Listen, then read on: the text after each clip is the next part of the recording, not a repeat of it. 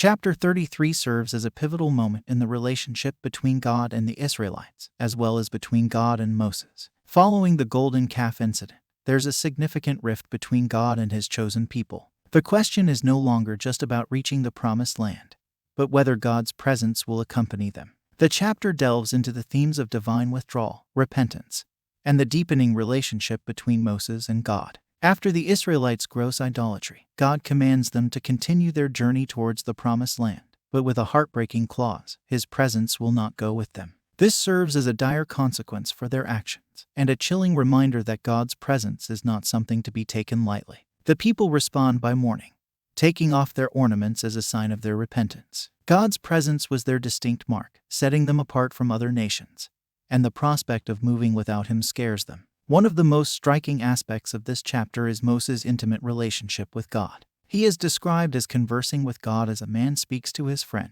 an imagery that underscores the depth of his relationship with the divine.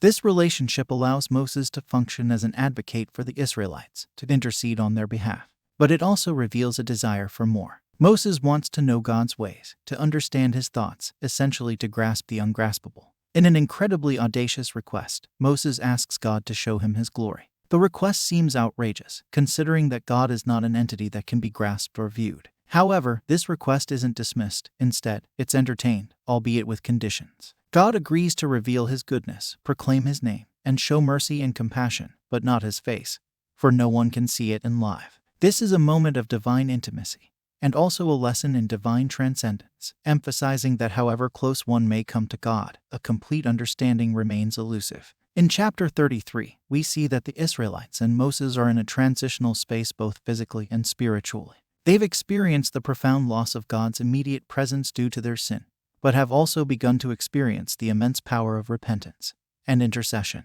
Moses' boldness in asking to see God's glory reveals a hunger for a deeper understanding, an experience of God, which finds a partial fulfillment in God's gracious response. Yet, the chapter leaves us with a sense of divine mystery, of lines that cannot be crossed. It emphasizes the tension between God's immanence and transcendence, between knowing God deeply and realizing that he is still beyond full comprehension.